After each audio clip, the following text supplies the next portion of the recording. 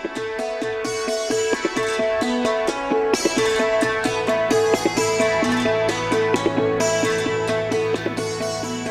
I'm Zoe and welcome to the Oasis Weekly Video Updates. As you may have seen, we will be having church in person this Sunday. However, a lot of things have changed, so make sure to stay tuned and I'll walk you through everything. Number 1. Although not required, we ask that out of love and consideration for others, you wear a mask to church on Sunday. Number 2. In his executive order, Governor Walz stated that only 25% of the seating occupancy can be used. As you can see, ours is 220 people, so 25% of that is 55. An email has been sent out with a link to sign up, which is essential if you want to come to church on Sunday. So please sign up. Number 3. When you enter church, we ask that you go directly to the sanctuary. Please sit with your family, so parents, this means that you will need to watch your little ones. The seats will be 6 feet apart for your safety. Number 4. The nursery will be open, but it will not be staffed, so if you need to take your children out of the service for any reason, you will be responsible for them. Number 5. There will be no Sunday school, King's Kids, or discussion groups following the service. Number 6. As you notice, the table is empty, meaning there will be no drinks or treats served after the church service. Number 7. To minimize the cleaning that needs to be done, we have closed the fellowship hall and the downstairs. There will be nothing in your mailbox that you need to grab, so just please stay out of this area. Number 8. We would encourage you to go to the bathroom at home, but in the occasion that you do have to go, one person at a time. Before you go into the bathroom, open the door and ask if anybody is in there.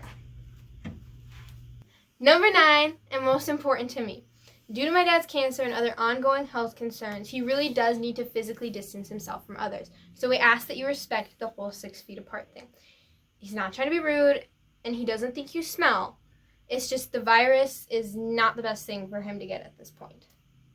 Lastly, if you do not feel comfortable physically coming to church, even though we are opening this Sunday, you can watch us on Facebook Live. An email with a link will be sent out on Friday, so make sure you don't miss us. Also, these guidelines have been put in place for your comfort and safety. However, please realize that they may and probably will change as we work through reopening. If you have any questions, make sure to contact council or the office. Have a good week. Zoe, great job. And thank you for walking us through what will be taking place here at the church as we work on reopening and gathering together as a congregation. As we promised in last week's video update, there would probably be some fish stories after we got back from the Boundary Waters. And as you're watching this, you might notice that there is some gauze on my left bicep and on my right forearm. And unfortunately, because of one of the medications I'm on, I have a hypersensitivity to sunlight. Now, I was covered up 99% of the time while we were up in the Boundary Waters. I have special SPF protective fishing clothing that I wear. But there were 2 instances for about a total of 45 minutes where I was not completely covered, and I paid the price. And my skin, I have the equivalent of 2nd-degree sunburns. My skin has blistered and it's gotten really kind of nasty. But it was not in vain, because part of the reason that I was not covered up is my friend Eric. I was taking a nap up in the tent. I was just tired. And Zoe came running up to tell me that Eric had a 40-plus inch northern on the end of his line and he needed help landing it. So without even thinking, I just get out of the tent, go down, and help Eric land the fish of a lifetime. Truly a trophy, as you can see here.